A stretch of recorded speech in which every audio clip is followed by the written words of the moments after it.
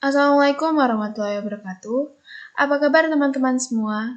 Kembali lagi pada praktikum manajemen data. Minggu ini, pada pertemuan ke-11, kita akan membahas tentang analisis korelasi. Analisis korelasi, untuk tujuan dari analisis korelasi ini yaitu untuk mengetahui tingkat kekuatan hubungan antar variabel dan jenis hubungannya. Uji korelasi ini menggunakan data numerik ya. Nah, untuk uji korelasi ini juga terdiri atas dua, yaitu korelasi Pearson dan uji Renz-Spearman. Nah, untuk uji korelasi Pearson membutuhkan asumsi sebaran data berdistribusi normal. Apabila asumsi ini tidak terpenuhi, maka menggunakan uji alternatifnya yaitu uji Renz-Spearman. Maksudnya yaitu terlebih dahulu kita akan melakukan uji normalitas data. Nah, jika data kita dinyatakan normal, maka kita akan menggunakan uji korelasi Pearson. Nah, jika data kita tidak normal, berarti kita menggunakan uji alternatifnya yaitu uji Renz-Spearman. Seperti itu. Paham ya teman-teman semua? Nah, di sini ada contoh kasus yaitu peneliti ingin mengetahui hubungan kreatinin dengan bersihan kreatinin. Nah, kreatinin itu apa?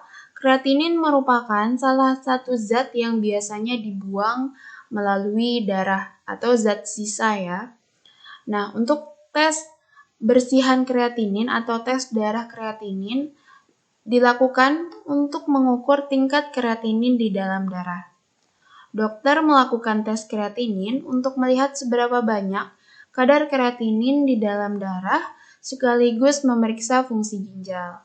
Nah, jika jumlah kreatinin yang tinggi, nah itu dapat mengindikasikan penyakit ginjal atau ginjal yang tidak berfungsi dengan baik. Nah, jadi untuk kreatinin dan bersihan kreatinin ini sudah paham ya maksudnya itu apa? Nah, selanjutnya di sini ada tujuan, yaitu untuk menganalisis hubungan antara kreatinin dengan bersihan kreatinin.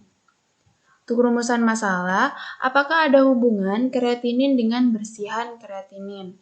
Kemudian, hipotesis, HO, tidak ada hubungan antara kreatinin dengan bersihan kreatinin. Kemudian, HA, ada hubungan antara kreatinin dengan bersihan kreatinin. Kemudian untuk variabelnya yaitu independen, itu ada kreatinin, kemudian variabel dependen itu bersihan kreatinin.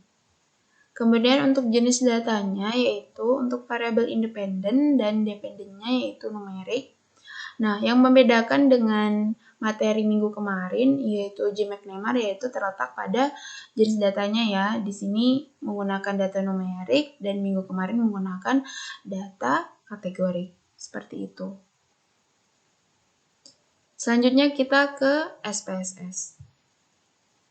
Nah, di sini sudah muncul, sudah ada data, yaitu ada dua, yaitu kreatinin dan bersihan kreatinin. Kita ke variable view. Nah, di sini sudah ada ya.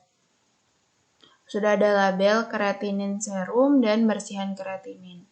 Nah, untuk measure-nya ini menggunakan scale. Keduanya menggunakan scale karena data kita dalam bentuk numerik. Kembali ke data view. Nah, karena data kita numerik, sebelum kita melakukan uji korelasi, terlebih dahulu kita akan melakukan uji normalitas data. Nah, untuk uji normalitas data sudah dijelaskan di pertemuan beberapa minggu kemarin dan juga sering dilakukan pada beberapa pertemuan juga. Teman-teman sudah tahu ya untuk cara uji normalitas data yaitu klik analyze, kemudian pilih descriptive statistik, kemudian explore. Nah, di sini kedua variabel ini kita masukkan ke dependent list. Nah, jika sudah, pilih plots. Nah, di sini kita klik normality plots with test. Nah, diklik.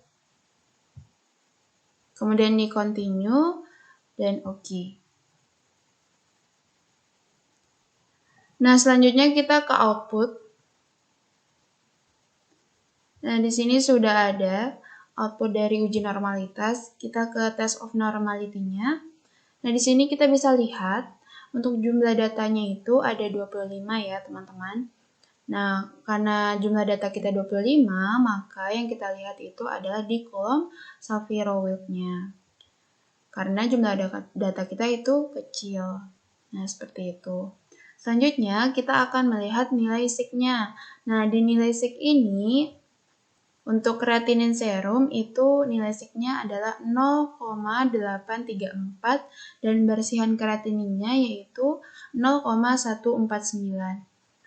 Nah, nilai sig-nya ini lebih besar dari 0,05. Berarti data kita dinyatakan normal. Seperti itu. Nah, jika data kita kurang dari 0,05, berarti data kita dinyatakan tidak normal. Nah, seperti yang sudah dijelaskan di awal tadi, jika data kita normal, maka kita menggunakan uji korelasi Pearson. Nah, untuk uji korelasi Pearson, pertama teman-teman klik Analyze, setelah itu klik Correlate, kemudian pilih Bivariate. Nah, di sini kita masukkan kedua data ini ke dalam kotak variabel. Nah, setelah itu di bagian correlation coefficients, nah di sini ada tiga pilihan ya, yaitu Pearson, Kendall, dan Spearman. Nah, data kita berdistribusi normal, berarti kita menggunakan uji Pearson. Nah, teman-teman centang Pearson di sini. Nah, nanti jika data teman-teman tidak normal, berarti yang teman-teman centang yaitu uji Frank Spearman atau Spearman. Nah, yang di sini. Nah, kemudian untuk test of significant, klik to tell, dan flag significant correlation-nya dicentang, dan kemudian kita oke. Nah, di sini sudah muncul output dari uji korelasi. Nah, ini adalah output dari uji korelasi. Nah, untuk penjelasan dari output uji korelasi ini akan dijelaskan oleh Kak Adi. Silakan Kak Adi. Baiklah, terima kasih Kak Sari atas penjelasan materi sebelumnya. Untuk selanjutnya, kita akan sama-sama untuk menganalisa dan menginterpretasikan data terhadap output yang telah kita dapatkan. Di sini pada tabel correlations kita melihat ada variabel yang terbagi, yaitu variabel creatinine serum dan juga variabel bersihan kreatinin. Itu juga di sebelah kanan atas ini kita melihat variabel yang sama, yaitu variabel creatinine serum dan bersihan kreatinin. Karena kita mempunyai hipotesis yaitu untuk melihat hubungan antara kreatinin serum terhadap bersihan kreatinin, maka kita akan fokus terhadap variabel atas ini yang dihubungkan untuk melihat data yang berada di pada tabel bersihan kreatinin. Di sini yang harus kita fokuskan adalah pada pembacaan tabel diversion correlations, bagian hasil datanya, dan juga pada pembacaan data di tabel signifikansi. Sebelumnya, kita akan sama-sama melihat panduan interpretasi untuk uji korelasi baik Pearson maupun rank Spearman. Di sini ada 3 parameter yang harus kita perhatikan. Yang pertama, kita melihat ada parameter kekuatan korelasi. Yang kedua, ada parameter nilai p-value. Yang ketiga, kita melihat parameter arah korelasi. Pertama, pada parameter kekuatan korelasi ini memiliki 5 nilai. Yang pertama, apabila data yang kita dapatkan, hasil yang kita dapatkan memiliki nilai berkisar antara 0,00 sampai dengan 0,199, ini memiliki kekuatan korelasi yang sangat lemah. Dan apabila nilai yang kita dapatkan berkisar antara 0,2 sampai dengan 0,399, ini memiliki interpretasi kekuatan korelasi yang lemah. Dan apabila data nilai kita yang kita dapatkan bernilai 0,4 sampai dengan 0,599 ini memiliki interpretasi sedang. Dan apabila kita memiliki nilai yang berkisar antara 0,00 sampai dengan 0,799 ini memiliki interpretasi yang data kekuatan korelasi yang sangat kuat. Apabila nilai yang kita dapatkan berkisar antara 0,80 sampai dengan 1,000, maka ini memiliki kekuatan korelasi yang sangat kuat. Yang kedua, pada parameter nilai p-value, apabila nilai yang kita dapatkan atau nilai p-value yang kita dapatkan kurang dari 0,05, ini memiliki interpretasi yang bermakna antara dua variabel yang diuji.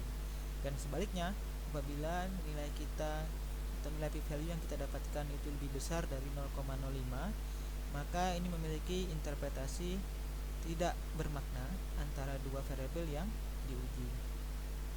Pada parameter yang ketiga atau yang terakhir, kita melihat arah korelasi. Apabila ada hasil data yang kita analisis memiliki nilai yang positif, itu memiliki arti searah, yaitu atau semakin besar nilai suatu variabel, maka semakin besar pula nilai variabelnya. Begitu juga sebaliknya, apabila nilai yang kita dapatkan negatif, ini memiliki interpretasi berlawanan arah, maka semakin besar nilai suatu variabel, semakin kecil nilai variabel lainnya. Ya, kita akan kembali pada hasil output yang kita dapatkan. Di sini kita melihat yang pertama untuk interpretasi kekuatan korelasi. Yang seperti yang sudah saya sampaikan, kita akan melihat pada tabel Pearson correlations, dan kita melihat di sini memiliki nilai 0,963, maka sesuai dengan panduan, nilai tersebut berada di antara 0,80 sampai dengan 1,000, artinya memiliki kekuatan korelasi yang sangat kuat. Artinya untuk data yang kekuatan korelasi kita atau nilai R kita sama dengan 0,93 memiliki korelasi yang sangat kuat. Yang kedua, kita akan melihat nilai p-value. Itu dilihat di mana? Itu dilihat di nilai signifikansinya. Di sini kita melihat nilainya memiliki nilai 0,000 sesuai dengan panduan yang telah dijelaskan tadi.